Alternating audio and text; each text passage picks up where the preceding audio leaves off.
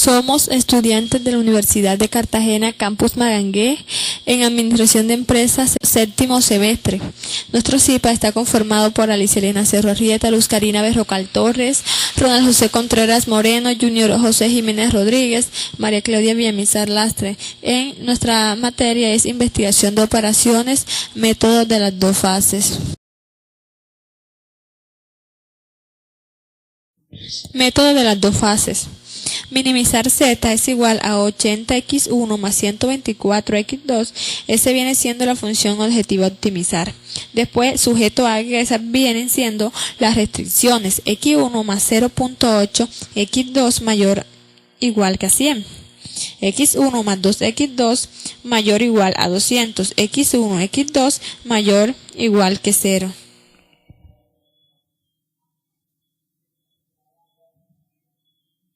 Los problemas de programación lineal debe transformarse eliminando las inecuaciones y convirtiendo las ecuaciones, para lo cual debemos agregar cada inecuación una variable de holgura con signo negativo que la denotaremos por h. Además, adicionaremos una variable artificial en cada inecuación que la denotaremos por a, tal como se muestra en el cuadro siguiente.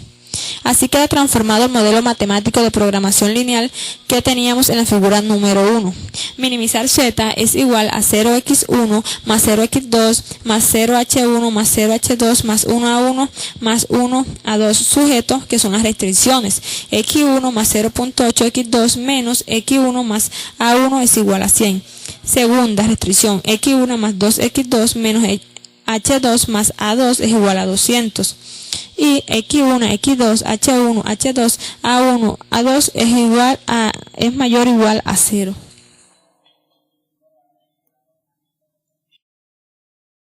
Bueno, ahora iniciamos la primera fase para la solución del problema anterior con el modelo transformado tal como quedó.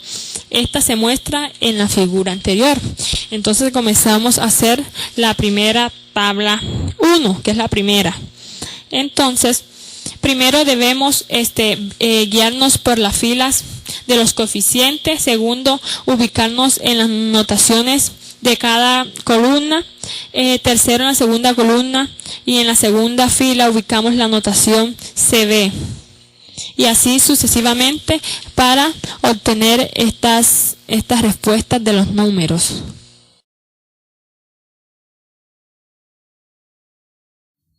Bueno, ahora ya vamos a hacer la primera iteración, que son, una vez que hemos llenado la tabla, procedemos a realizar el proceso de optimización, o sea que es la primera fase, para lo cual se debe.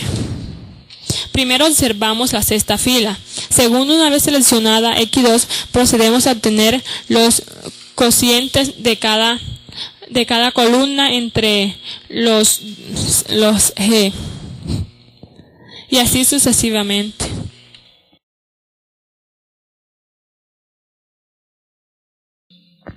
Bueno, vamos a hacer la segunda tabla, que es como lo estamos observando ahí, que son con los valores que lo colocamos porque tenemos que colocar las restricciones que nos da la figura anterior, como todos sabemos.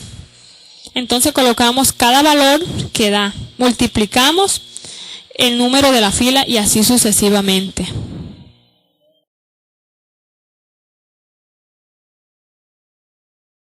Bueno, esa tabla viene siendo la que le sigue a la tabla anterior de la figura número 2.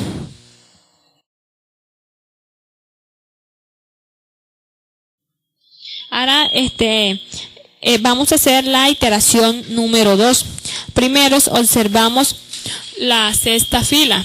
Después, una vez seleccionada x1, procedemos a obtener los coeficientes de cada b, o sea que son las columnas entre los coeficientes de x1. Después el número pivote es 0.6, por lo que procedemos a multiplicar por la fila 1 entre 0.6 con el propósito de que el número pivote sea 1. Y ahora debemos hacer 0, el valor 0.5 debajo del valor del de pivote. Para ello multiplicamos la fila 3 por menos 0.5 y a la fila 4 por 0.6. Ahora calculamos los ZJ en cada columna de la variable de la tabla. Y nos dieron como resultado la tabla que estamos observando para poder encontrar el elemento pivote.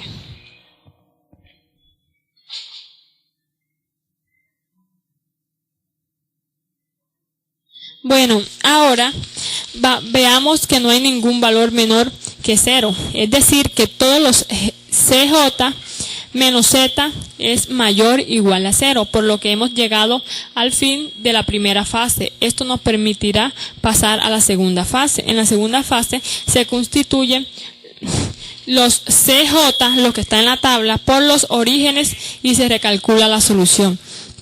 Segundo, se eliminan las variables artificiales del último tabla, de la última tabla.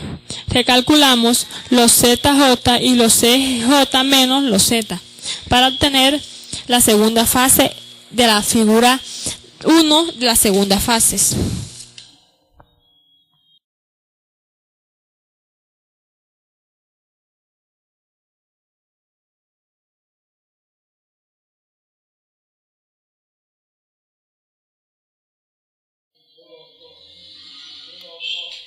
Bueno, ahora por lo que obtenemos en la tabla siguiente, o sea, lo que hicimos en la segunda fase para obtener los números siguientes, son los que en estos momentos se encuentran en la diapositiva.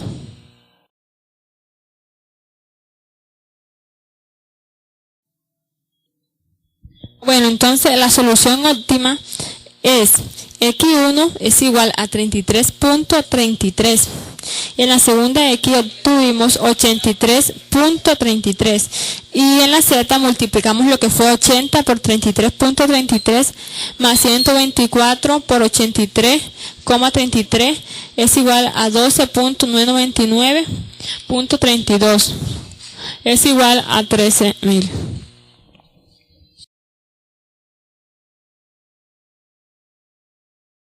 Muchas gracias.